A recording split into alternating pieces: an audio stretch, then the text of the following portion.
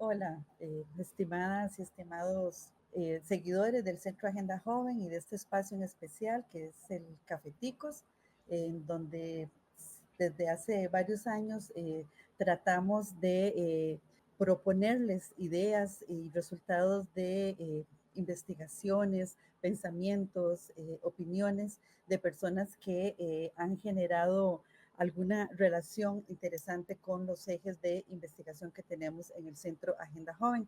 Pues les doy la más cordial bienvenida a los que están en este momento conectados y a quienes nos van a ver de manera posterior tomándose un café. Este día es muy importante para nosotros porque tenemos el resultado de una investigación doctoral del doctor Francisco Cordero Méndez. Bienvenido, Francisco. Muchas gracias. El espacio se llama Valores en Disputa, una propuesta desde la investigación, y vamos a hacer referencia a la tesis doctoral de Francisco Cordero, denominada Perspectivas del personal docente de las carreras de Educación y Ciencias Sociales de la Universidad de Costa Rica y de la Universidad Estatal a Distancia para la identificación de lógicas y valores de mercado en el campo educativo. Un análisis desde la pedagogía crítica y el derecho humano a la educación. Esta tesis se presentó en la Universidad Estatal a Distancia en el año 2023. Así es que, bueno, Francisco, ¿qué decirte? Realmente fue muy interesante ingresar a esta propuesta y a los resultados de investigación que vos tenés y que, bueno, también tienen mucho que ver con el recorrido profesional tuyo. Si querés, Fernando, y me ayudas con la imagen del currículum de don Francisco. Francisco Cordero, como pueden ver, es doctor en educación del año 2023, es máster en educación en administración educativa en el año 2018. En su experiencia profesional tenemos que es tutor de posgrado de la Escuela de Ciencias de la Educación de la UNED desde el 2024 a la actualidad. Es coordinador del Departamento de Guitarra y profesor en la Escuela Municipal de Música de Santa Bárbara desde el 2003. Es coordinador del programa de fomento de la lectura Pura Vida, Jóvenes a Leer, desde el año 2014 a la actualidad. Maneja el idioma inglés, tiene ponencias destacadas en el 18º Congreso Centroamericano de Sociología, en el 13º Congreso Centroamericano de Filosofía, la primera cumbre global de educación exponencial de la UNED en el año 2025 y en el 5º Congreso Internacional de Investigación Educativa de la Universidad de Costa Rica en el año 2025. Una publicación reciente que vale la pena mencionar acá se denomina Apagón Educativo, Derecho Humano a la Educación en Costa Rica del Estado neoliberal. Así es que, bueno, bienvenido, Francisco. Muchas gracias. Buenas tardes. Quiero iniciar Buenas tardes. agradeciendo a Leticia Monge, directora del Centro Universitario de Heredia, que me facilitó el espacio para poder realizar esta intervención. Quiero agradecer al profesor Olman Bolaños por el contacto con los encargados de Agenda Joven y, por supuesto, a la señora Nora González, la coordinadora general del programa Agenda Joven, por esta oportunidad.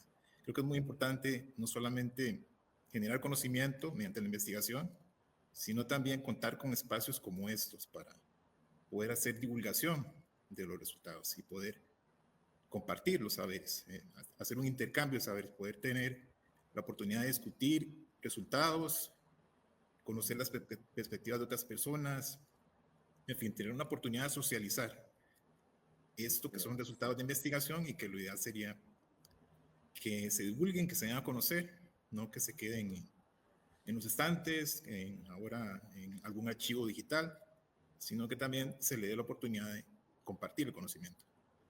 Y efectivamente, pues yo sí trabajé el tema de las lógicas y los valores de mercado en campo educativo como una manifestación de la hegemonía neoliberal, el Estado que inició en Costa Rica, según muchos estudiosos, a partir de 1984, con la implementación del primer PAE 1, el Programa de Ajuste Estructural, que en realidad son préstamos condicionados por parte de organismos financieros internacionales al país y que, en cierta forma, son determinantes para el diseño de política pública en general y de política educativa en particular. Sí, hay algo muy interesante en la tesis tuya, bueno, que yo también desde mi propia disciplina, uno hace los énfasis, ¿verdad?, en las lecturas que hace. Y me gustó mucho porque vos haces una relación entre el cambio del modelo de Estado y su efecto o sus manifestaciones en la educación humanística. Y eso necesariamente tiene que ver con el tema del ejercicio de los derechos, ¿verdad? El derecho humano a la educación, cómo se manifiesta eso. Y cómo verías vos esa relación? O más bien, ¿nos podrías decir cómo fue que vos, desde tu trabajo, hablaste de esta relación del cambio de modelo de Estado y su manifestación específicamente en la educación humanística? Sí, yo estaba interesado en trabajar el tema del neoliberalismo en la educación. Y en cierta forma, la solicitud que se me hizo desde el programa era que pudiese de una u otra forma materializar esa inquietud. Es decir, que pudiese utilizar categorías que ya han sido utilizadas en otros estudios. Y dentro de esas categorías me pareció muy interesante el tema de los valores, es decir, esto que Kant llama los conceptos trascendentales, un horizonte para la acción, que son las prácticas. En ese sentido, hay una interrelación entre los valores y las formas de hacer. Y me parece muy Ajá. interesante lograr hacer esa conexión. Por ejemplo, cuando uno habla de un valor como la eficacia, cómo se refleja este valor en las prácticas educativas, qué manifestaciones tiene. Me interesaba hablarlo desde el punto de vista de los docentes, porque dentro de la investigación yo encontré que habían varias manifestaciones de los cambios de modelo de Estado en el campo educativo, y una de ellas era el desprestigio, el desmedro que habíamos sufrido los y las docentes en Costa Rica. Porque efectivamente los y las docentes hemos estado ahí en la primera línea de choque, muchas veces en contra de las reformas que plantea el neoliberalismo en Costa Rica. Uno puede mencionar varios ejemplos al respecto. Por ejemplo, está el estudio sobre la huelga de 1995 del profesor Rogelio Cedeño, un estudio muy interesante que recomiendo si a alguien le interesa. Los estudios del profesor Mauricio Mengíbar sobre el movimiento de los gremios magisteriales en contra de la propuesta del combo del ICE, y así sucesivamente. Es decir, hay un alto grado de conflictividad en el campo educativo referente a este tipo de reformas. Entonces yo quería en cierta forma también reivindicar la voz docente y conversar Mm. con profesores, profesoras de las áreas de educación y ciencias sociales sobre esas categorías, valores y lógicas de mercado, cómo en este horizonte axiológico representaban los valores, estaba repercutiendo en prácticas educativas y cómo ellos veían ese proceso. Era interesante conversar con personas que por su trayectoria académica y como investigadores habían logrado presenciar ese desarrollo, ese, esa implementación de los cambios, es decir, cómo ellos habían visto el despliegue del neoliberalismo en los procesos de enseñanza-aprendizaje. Ese proceso me pareció muy interesante y efectivamente ellos se mostraban muy interesados y muy agradecidos. En algunos casos, no raras veces, los y las docentes me agradecían por el espacio, por poder conversar sobre estos temas que a ellos les parecían muy interesantes, pero que en la labor que ellos llevan cotidianamente en los campus de las universidades, pues no tienen ese espacio para poder conversar sobre estos temas que son muy álgidos, cada vez están más presentes en el día a día de su desempeño profesional, pero que no se le da tanta importancia a este tipo de discusiones. Y ellos sentían que la oportunidad era una oportunidad muy rica, muy provechosa para ellos, de poder conversar sobre temas que son de su interés, pero que a los cuales raras veces se les da el espacio para poder hablar sobre ellos. Y podríamos ver alguna relación entre, digamos, los procesos de acreditación, bueno, de la calidad de la educación con ese tema de los contenidos y la deshumanización o la separación o el acercamiento a valores más neoliberales de acuerdo a la forma en que se mide la calidad de la educación. A mí me llama la atención, por ejemplo, que los informes del Estado de la Educación, solamente el primer informe del Estado de la Educación habló de derechos humanos, solo el primero. Después del primer informe del Estado de la Educación, se tienen valores, variables e indicadores que tienen que ver, y sobre todo en los últimos años, que tienen que ver con referencias de lo que es la calidad para la OCDE, ¿verdad? La OSDE, que tiene una tendencia muy marcada, muy clara hacia lo que son las carreras STEM, y etcétera. Entonces, en la medida que los procesos de acreditación tienen que ver con estos valores, yo supongo que es donde también se van dando esos cambios fuertes, ¿verdad? En los imaginarios docentes o en los contenidos que se tienen y que los docentes tienen que explicar también en su cotidianidad a nivel que sea universitario, secundaria, primaria. Sí, sí, bueno, respecto a la acreditación, inclusive algunos docentes habían participado en, Ajá, en ponencias sobre el tema de la acreditación, ponencias en las cuales ellos habían expuesto posiciones muy críticas respecto a la forma en la que se da la acreditación acá en Costa Rica. Y efectivamente ellos me comentaban que les parece que hay un cierto interés en evaluar ciertos aspectos de la ajá, educación superior. No es una educación superior evaluada desde el punto de vista de lo que ofrecen las universidades públicas.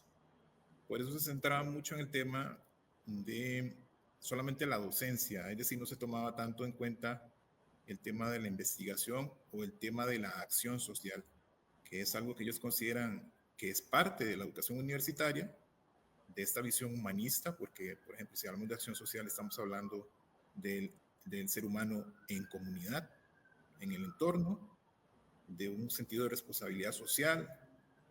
Si estamos hablando, por ejemplo, de investigación, estamos hablando de un esfuerzo que realizan las universidades por generar conocimiento, no solamente correcto. impartir lecciones, sino también poder crear nuevo conocimiento.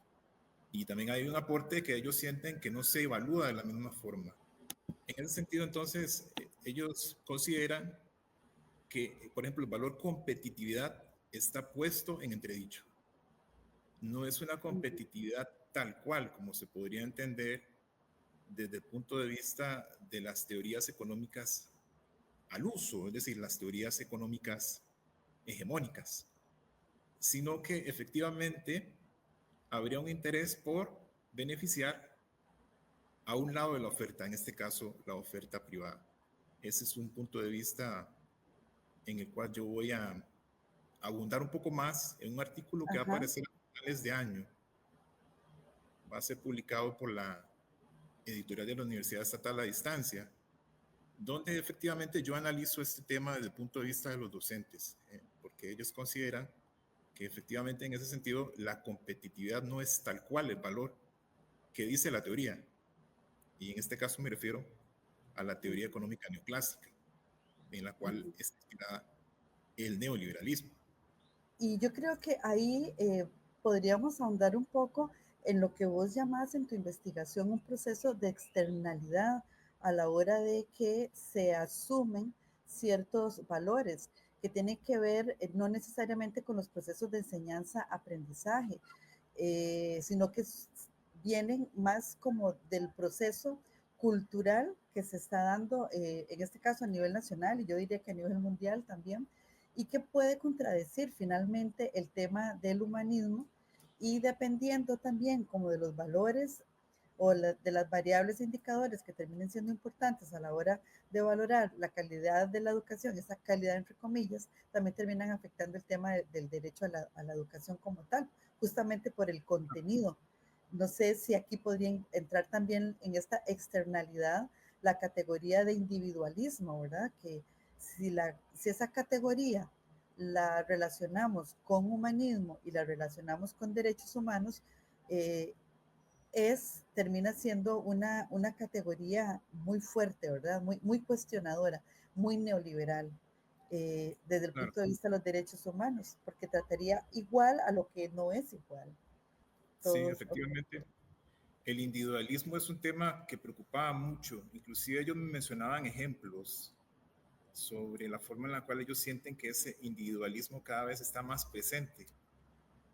Recuerdo el caso de una docente que me mencionaba un ejercicio que ella realizaba todos los años que tenía que ver con la profesión a la cual se dedicarían esos futuros profesionales. Y el ejercicio consistía en un problema ético que involucraba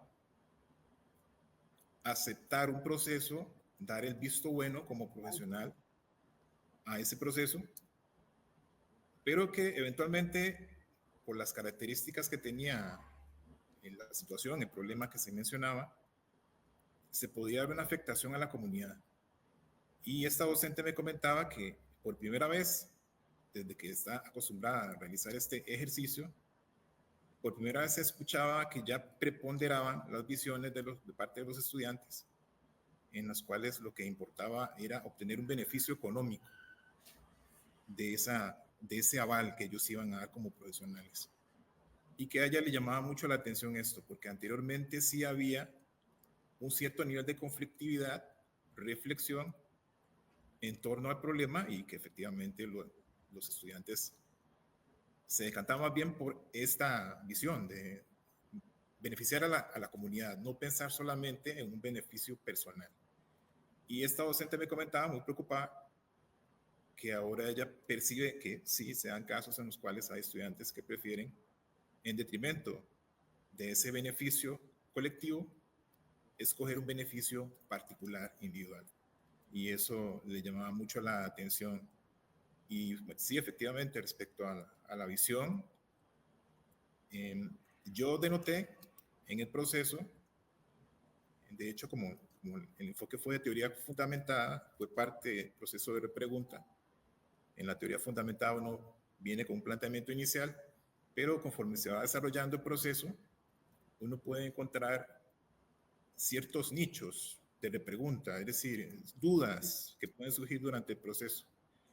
Y respecto a esta investigación que hice, encontré que efectivamente había una diferencia entre los valores que se percibían como valores propios de los procesos de intercambio comercial versus los valores que los y las docentes consideran que surgen espontáneamente de los procesos de enseñanza-aprendizaje. Y esa visión me interesó porque había una contraposición, sí, entre valores mercado centrados y valores humanistas. Y dentro del proceso de repregunta, a mí me interesó saber qué entendían ellos por valores mercado centrados y qué entendían ajá, por valores humanistas. Me parece que la visión que tienen estos docentes es de que el ser humano es ante todo un ser social y que valores que estuvieron relacionados más con esta visión individualista, con este ethos del yo primero, eran valores que iban en contra de esa naturaleza humana. Me recordaba mucho la idea de Aristóteles del animal político, es decir, ujú, un ser vivo que no solamente necesita satisfacer necesidades,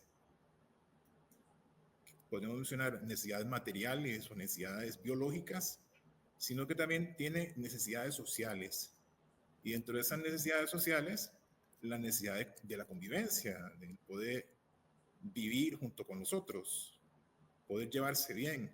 Lo que Martin Buber dice, poder reafirmar al otro en mi relación con los demás. Me parece que la visión de esta educación humanista iba más en ese sentido. Entonces, por ejemplo, contrapuesto a esta visión individualista, ellos decían, no, una visión solidaria, basada en el apoyo mutuo, en la comprensión del otro, en el intento de poder convivir y de poder compartir la diferencia, porque efectivamente todos de una u otra forma somos diferentes, también eso es claro, parte de así nuestra es, naturaleza, en tanto seres humanos. claro.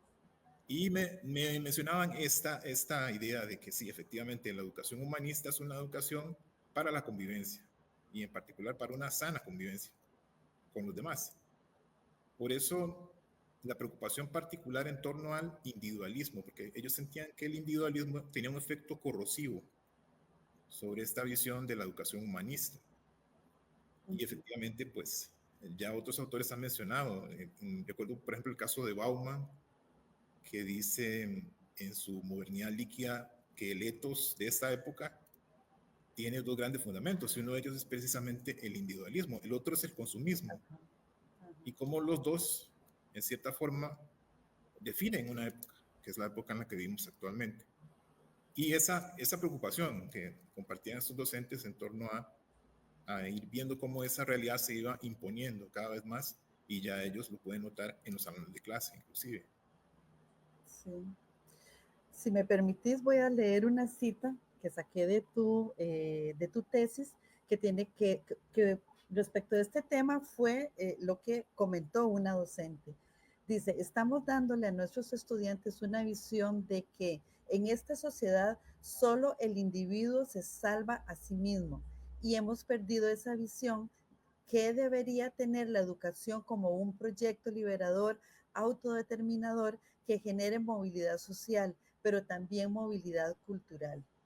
Esa fue una entrevista hecha el miércoles 1 de marzo del 2023. Y es correcto, digamos, eso que vos estás planteando y esa necesidad gregaria que de alguna manera Aristóteles habla con el son politicón, tiene que ver con ese tema de cómo vamos a construir nuestra comunidad, cómo queremos que sea nuestra comunidad, desde ahí la pensamos. Y eso implica para mí, porque está dicho de otra forma, pero implica para mí tener un pensamiento crítico y común, un diálogo común para poder construir.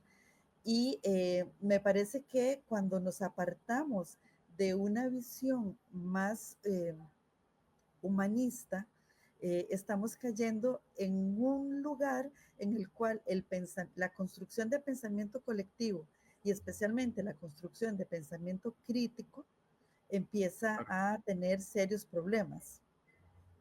Sí, por supuesto. Bueno, y en parte también el proceso de deterioro del docente ha tenido que ver con ese posicionamiento. Precisamente como hemos estado ahí en la línea del frente, Ajá. y nos hemos opuesto, digo porque yo también he sido parte del proceso, nos hemos opuesto a varias reformas que han planteado desde las clases dominantes, pues efectivamente ha habido un desgaste de la figura del docente y del servidor público en general. Porque sí, efectivamente hemos estado ahí en contra y hemos tenido una voz disonante respecto a ese desencuentro que tenemos con el Claro, proyecto político. exactamente. Y en cierta forma me llamaba mucho la atención también, y esto lo menciono en alguna parte de la tesis, de que a diferencia de otras épocas, en el caso del Estado neoliberal, uno no podría mencionar ejemplos de docentes que estén completamente identificados con el proceso. Contrario a lo que pasa con otras épocas de la educación en Costa Rica. Quiero decir, no hay un Omar Dengo que estaba completamente identificado con el proyecto político y educativo desde su época. No hay una Emma Gamboa, no hay un Ladislao Gámez, no hay una Carmen Lira en el sentido de una persona que plantearía un proyecto educativo alternativo que pudiese ser pensador y docente al mismo tiempo. Esa figura falta en esta época. Me parece que uno no podría identificar un docente que fuese un pensador, a la vez docente y defensor del proyecto político que encarna el neoliberalismo. Esa parte me llama mucho la atención, me parece que es una carencia, una ausencia que dice mucho respecto a cuál es el lugar que hemos ocupado los y las docentes en estos nuevos tiempos. Más bien ha sido un lugar Sí, claro. de enfrentar al proceso, Claro, en términos generales. Y claro, prueba y de el ello, razonamiento, dale, perdona. sí, perdón, prueba de ello es la evidencia de que dentro de los conflictos sociales que han habido últimamente, la educación destaca Y cuando se dice educación, no solamente se refiere a reformas que tengan que ver con el sistema educativo, que efectivamente han habido enfrentamientos, desencuentros, sino también al proyecto político como tal, porque, por ejemplo, dentro de esos planos de discusión podemos ubicar el proyecto de educación dual o la reforma fiscal del 2018, los mismos procesos que mencionaba anteriormente, el Combo ICE, el Tratado de Libre Comercio 2006-2007, en los cuales también los gremios educativos, los gremios ministeriales, han jugado un papel en cuanto a opositores a esos procesos. Y efectivamente, pues sí, una conflictividad que ya ahora se manifiesta también en torno a discusiones como la autonomía universitaria, por ejemplo, o el Fondo Especial para la Educación Superior, que efectivamente las últimas manifestaciones grandes de estudiantes y docentes han tenido que ver con discusiones en torno a esos temas, particularmente el FES. Y efectivamente, junto con el trabajo, hay una investigación del Instituto de Investigaciones Sociales, la autoría, entre otros, de Sofía Cortés, Ronald Sáenz y Alejandro Alvarado. Tienen varias investigaciones sobre este tema de la conflictividad social y cómo la educación es, junto con el trabajo, una de las áreas que genera más conflictividad social. Y son quizás los procesos en los que se nota más como violaciones a la constitución política, por decirlo de alguna forma, un Estado que no cumple con el 8% del Producto Interno Bruto.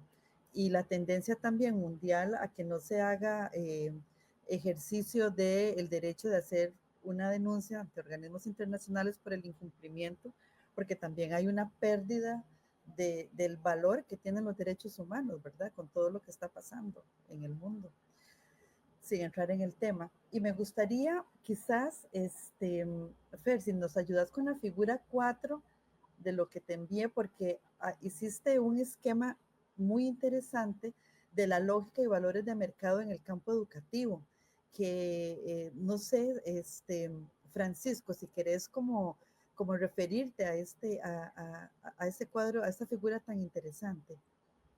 Sí, ese es un resumen de lo que se encontró en torno a las lógicas y los valores.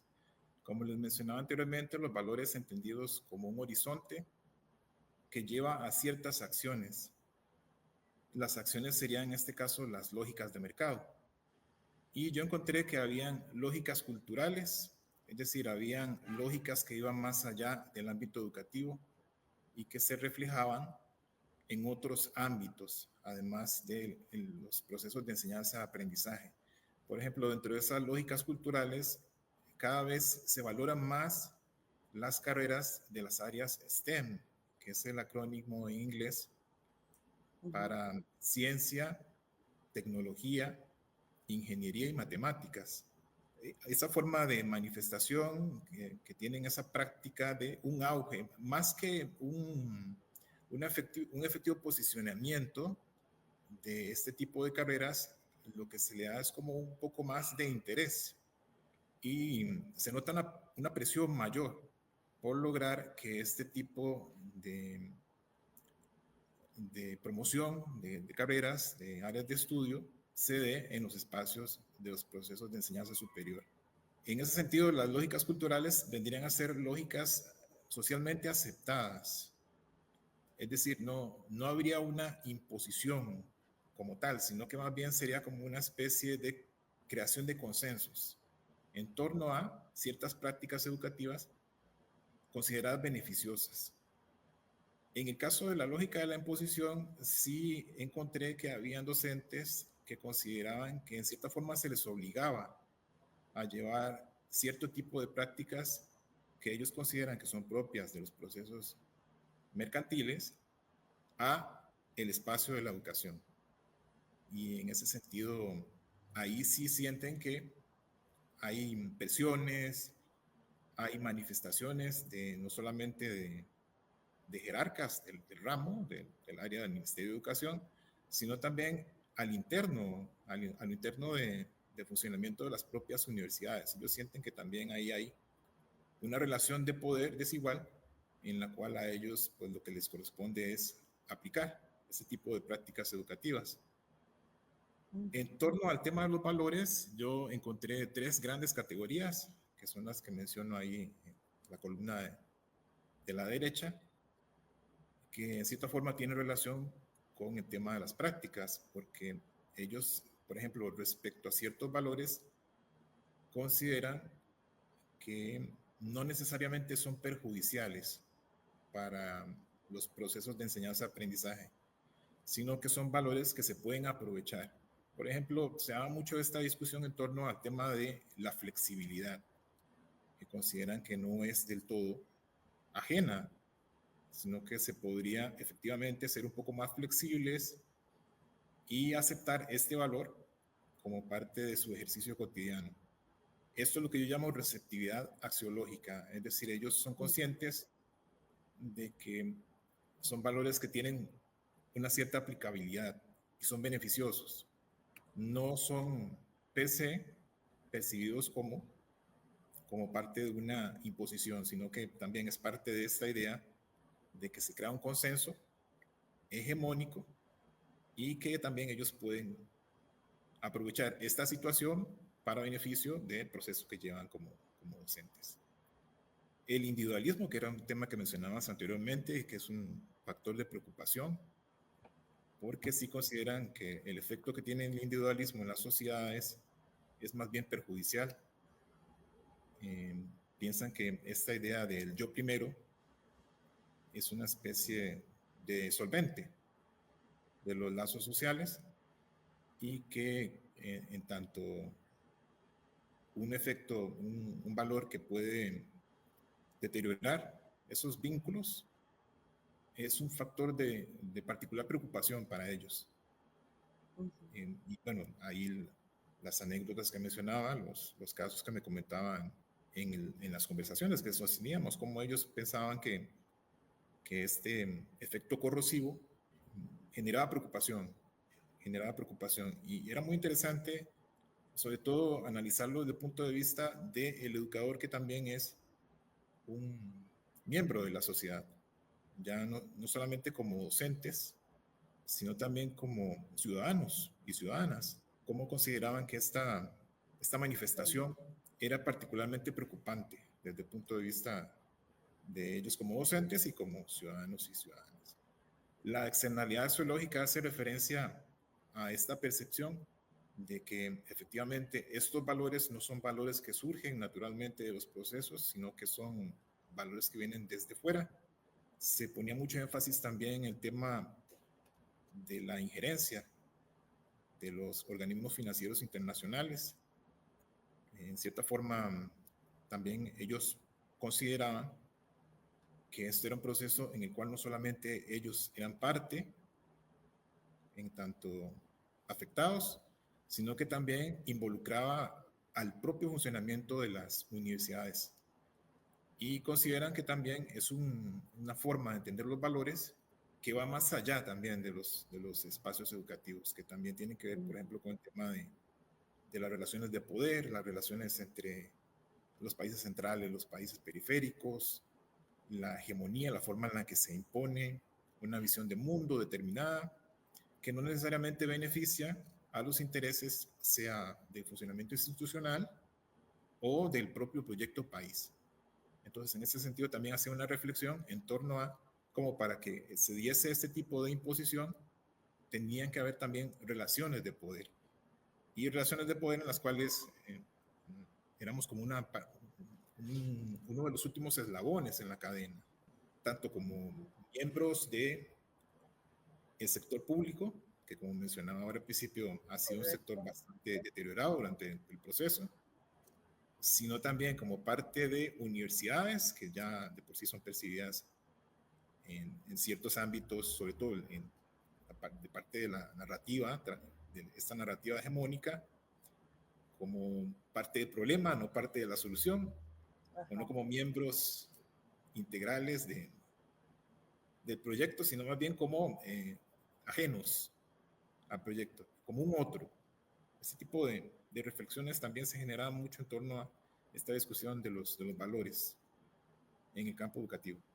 Sí, sí, es tan interesante eso que estás planteando, porque digamos, la misma lógica de promover, incluso desde la educación dual en secundaria y todos los valores que se asocian, ¿verdad?, a la promoción del neoliberalismo, eh, apuntan a que tenemos que trabajar en nuestros propios emprendimientos, tenemos que ser emprendedores, tenemos que ser emprendedoras, y se olvida de plantear propuestas desde el Estado mismo, incluso centros educativos, hacer propuestas que tengan que ver con promover propuestas no individuales, sino más cooperativas de economía social y solidaria, que eso está en nuestra constitución política. Pero es como que nos enseñan a los que hacen educación dual y van a trabajar a una empresa, van a trabajar para ser empleados de esa empresa y de acuerdo a la necesidad que tenga la empresa de contratar en determinada área, ¿verdad? Porque la oferta se da desde ahí, la empresa solicita y los colegios responden, no es al revés, no es que se forman en un área para que vayan a hacer su práctica a una empresa propiamente dicha, ¿verdad? Sino es atendiendo la demanda empresarial.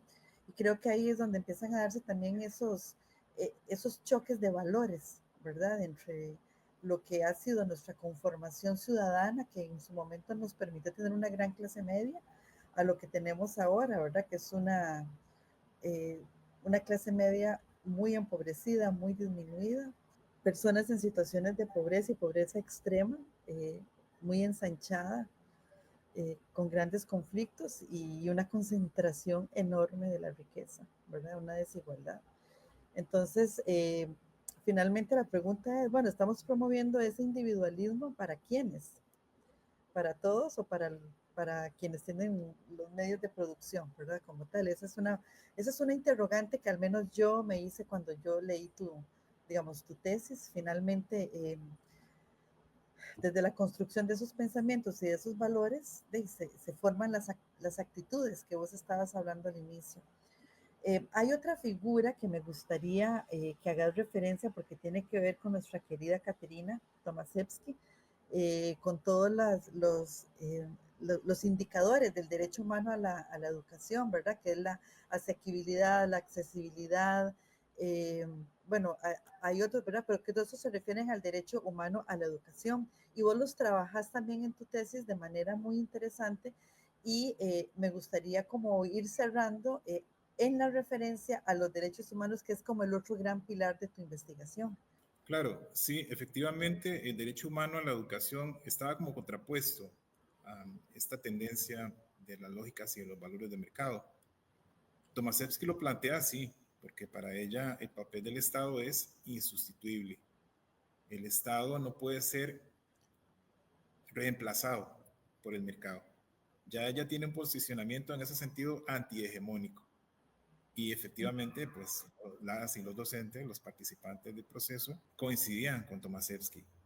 Me referían el papel del Estado como un papel fundamental y no solamente en tanto garante del acceso al derecho humano a la educación, porque ellos me decían, no solamente es que la gente tenga acceso o que la educación sea asequible, sino también que el Estado, por ejemplo, pueda velar de una forma más presente en los procesos. Y en ese sentido me mencionaban, por ejemplo, el tema de los salarios, particularmente de los salarios en el sector privado. Era un tema que aparecía ahí.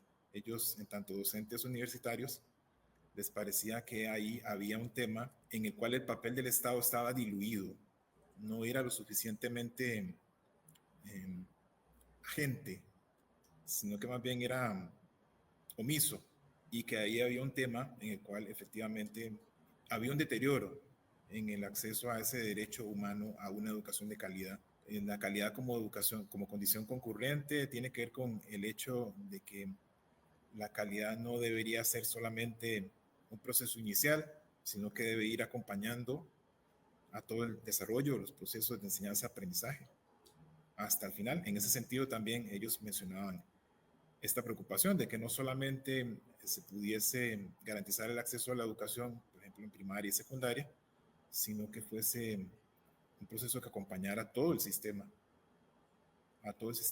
desde el inicio hasta la graduación profesional.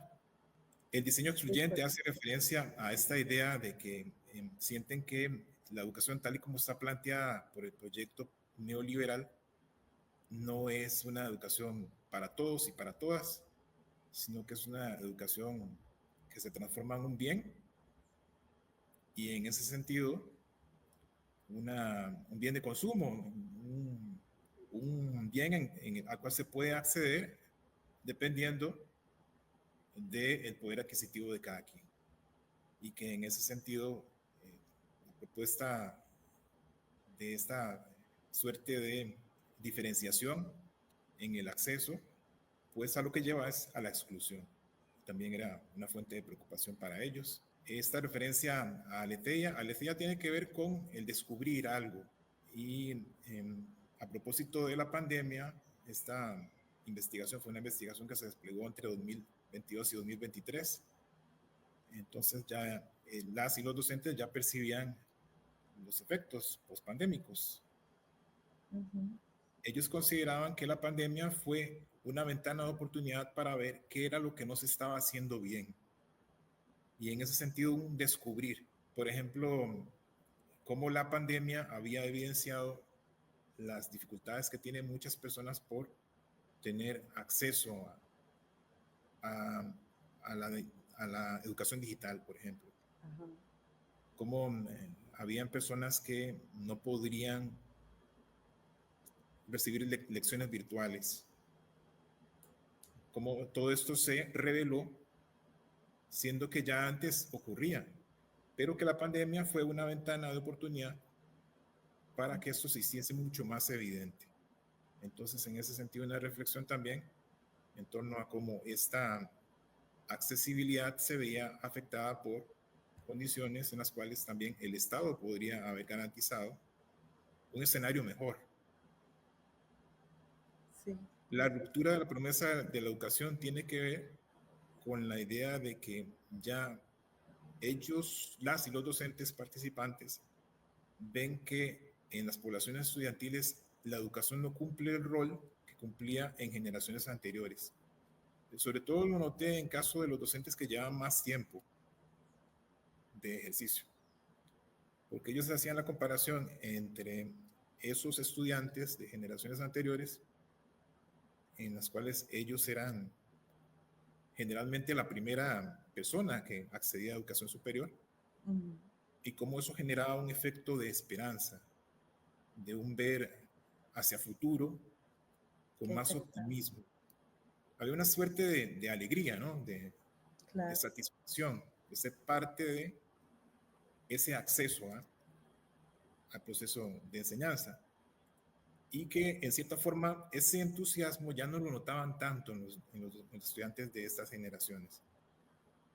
Siente un poco más de desesperanza, más esta idea de que la educación no es necesariamente la llave al futuro mejor.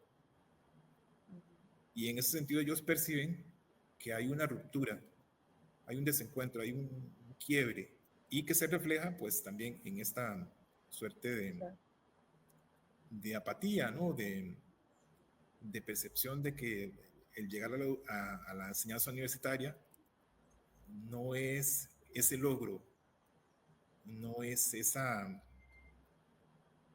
bendición, esa oportunidad, ¿no? Perciben que también hay como una suerte de desesperanza, ¿no? Me lo expresaban así como.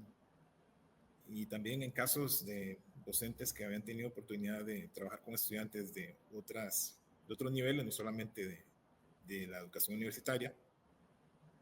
En el caso de la educación secundaria, que inclusive escuchaba comentarios de estudiantes que ellos decían que no tenía sentido estar en el colegio, porque ahora la tendencia es más bien a buscar de qué forma se puede hacer dinero cuanto más rápido, mejor. Y en ese sentido la amenaza de por ejemplo, del narcotráfico, del crimen organizado, cómo se siente que está mucho más presente en los proyectos de vida de estos estudiantes desesperanzados, que consideran que la opción debería ser salir a hacer dinero, no estudiar, Ujú, no prepararse, no ser un buen ciudadano, sino generar ingresos, como sea. correcto. Y en ese sentido, la esperanza también de ese futuro que no parece ser muy, Sí, claro. para estas nuevas generaciones no parece ser esa ventana de oportunidad en la educación. Es que ese es el gran valor del capitalismo, del neoliberalismo, es decir, hacer dinero, porque en la medida que se tiene dinero, se es una persona exitosa. Y ni se diga esa idea dentro de las personas jóvenes, ¿verdad? Entonces, claro, si estos chicos y estas chicas crecen en un mundo en donde la tendencia es muy neoliberal y donde saben que por más que estudien, la probabilidad de que se ubiquen como profesionales ganando bien cada vez disminuye más, entonces hay una recomposición de ese imaginario y hay una gran frustración en las personas jóvenes. Y es una gran frustración porque no van a poder tener éxito. Es decir, no vamos a tener dinero y el mundo exige que hoy por hoy el valor capitalista que está en el mundo es tener dinero para ser exitoso y andar de cierta forma, las ideas estas famosas de, bueno, a los 30 años ya tienes que tener esto, aquello y lo otro, a los 35 tanto, y a los 40 lo que no hiciste ya como que te dejó el tren, ¿verdad? Y los 40 ni siquiera es la mitad de la vida de una persona, de acuerdo a las proyecciones de vida que se tienen. Pero estas divisiones también etarias es propia de la edad productiva de, del capitalismo que tienen las personas, ¿verdad? Porque somos agentes de mercado, agentes trabajadores del mercado. Y como vos bien lo apuntabas, antes se podía trabajar y el Estado era empleador. Y a mí me parece bien que el Estado fuera empleador también, antes de que los programas de ajuste estructural empezaran a cuestionar el Estado social de derecho que teníamos, porque, digamos, eso era lo que sostenía la gran clase media que había en Costa Rica. Entonces las personas podían estudiar y se podían ubicar también laboralmente, habían más opciones, pero cuando el Estado empieza a disminuir y se empieza a cuestionar su papel, digamos, le llamaban de empleador, pero en realidad es el papel de un Estado generando condiciones para arreglar la economía y mantener la economía, entonces se empieza a disminuir, se va la mayor posibilidad de empleabilidad a la empresa privada, a quien le interesa más en porcentaje menos profesionales y más técnicos, entonces los salarios empiezan a disminuir, las personas jóvenes ya no se ubican igual que sus padres y empieza a haber esa gran ruptura. Va desapareciendo la clase media y empieza a darse una gran concentración de la riqueza en Costa Rica. Es decir, es un modelo que finalmente lo que hace es generar una enorme concentración de riqueza y un aumento enorme de la pobreza y de la pobreza extrema en el país y pum, disminuir la clase media. Pero bueno, y es importante también indicar que de lo que me gustó muchísimo también de la tesis tuya es que se reivindica el tema de la importancia de la educación, no solo para la formación humanística, sino para reivindicar también los derechos humanos, que finalmente tiene que ver con reivindicar la dignidad de las personas, la posibilidad de poder ser en el contexto en el que estamos, en el contexto en el que vivimos, y que el Estado nos dé las posibilidades de ejercer esos derechos, todos esos derechos.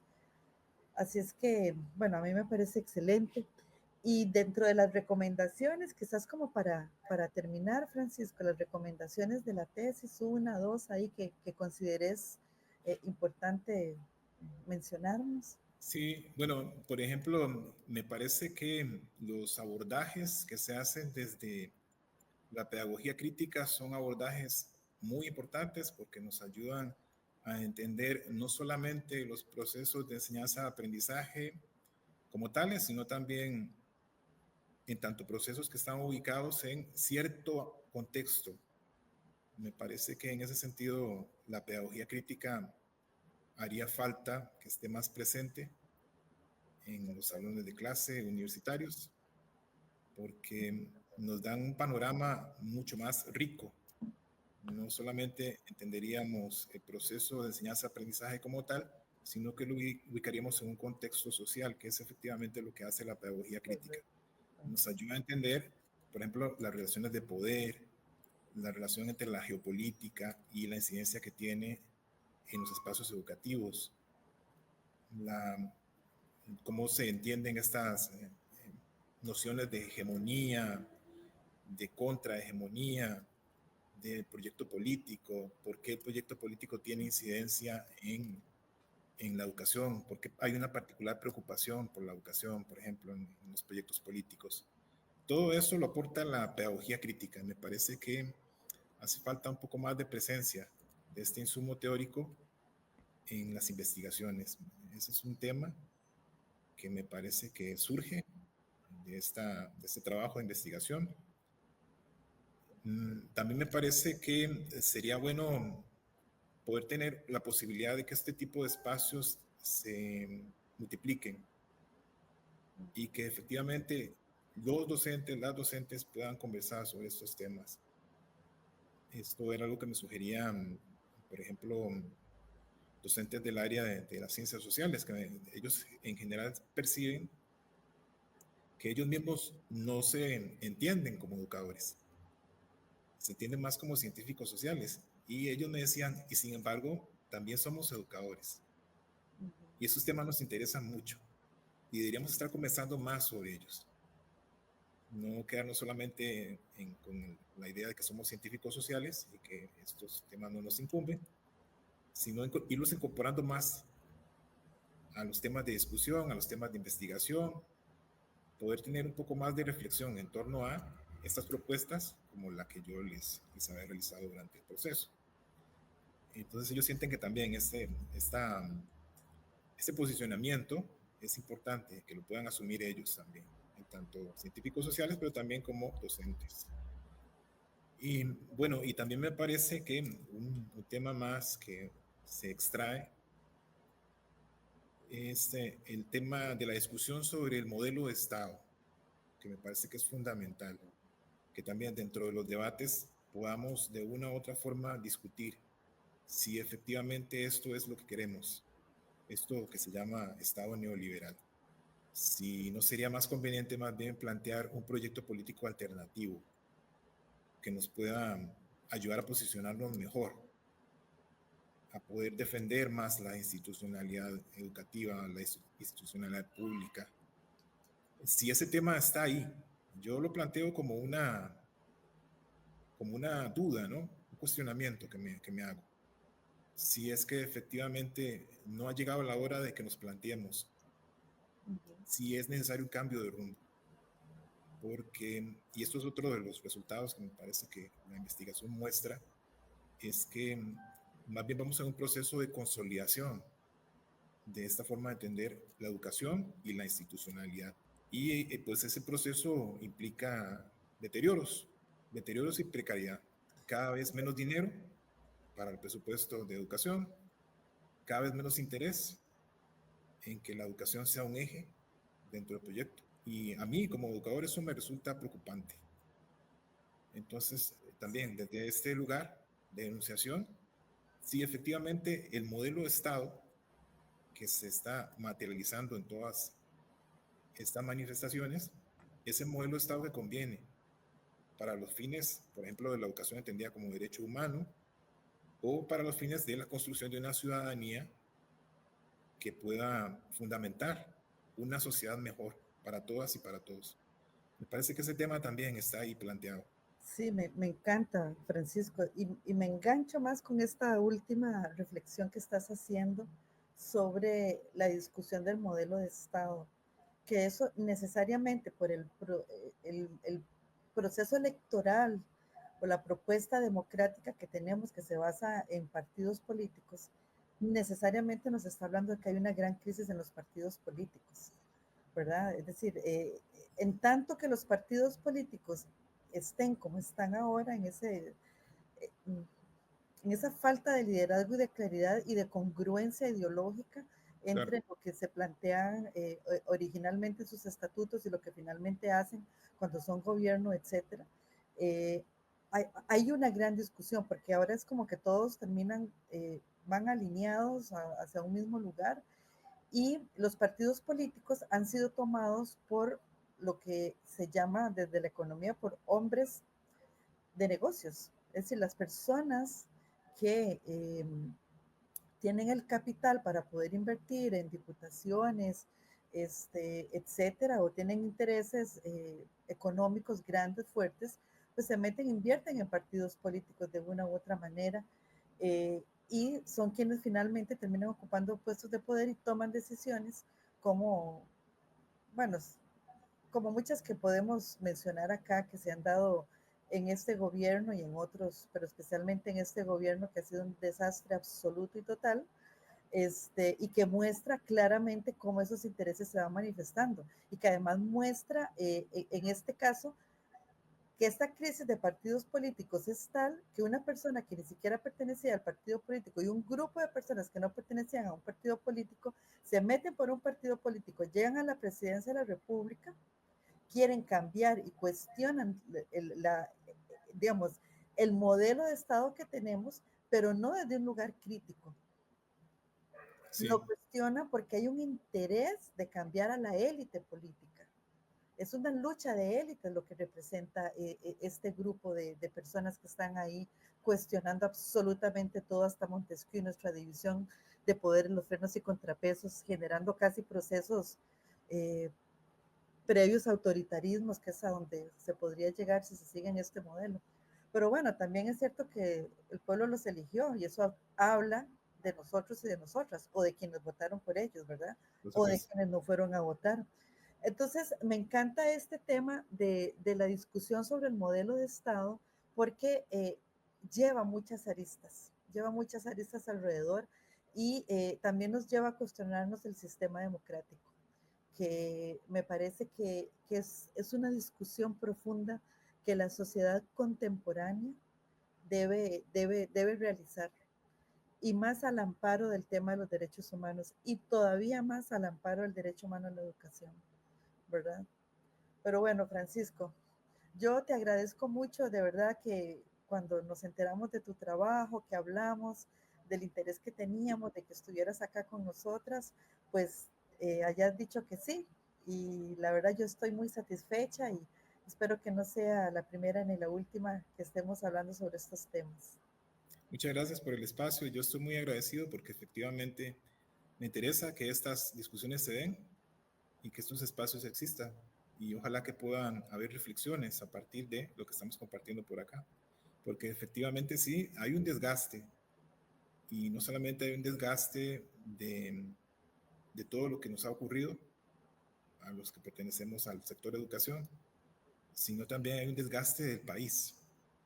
Ay, sí. Porque efectivamente esto que usted menciona, el ámbito político tiene que ver con toda esta situación que hemos estado viviendo y en la cual pareciera que se dibujan los proyectos, los ideales, todo se licúa, de repente parece que estamos en este ámbito del todo vale y no, Así y no es, es así. No, no, así no es. estamos en ese relativismo. Tenemos que asumir posiciones como docentes, como ciudadanos y efectivamente aprovechar nuestro quehacer para poder generar espacios como estos de discusión y de replanteamiento de la realidad nacional. Así Muchas es. gracias. Gracias a vos, Francisco.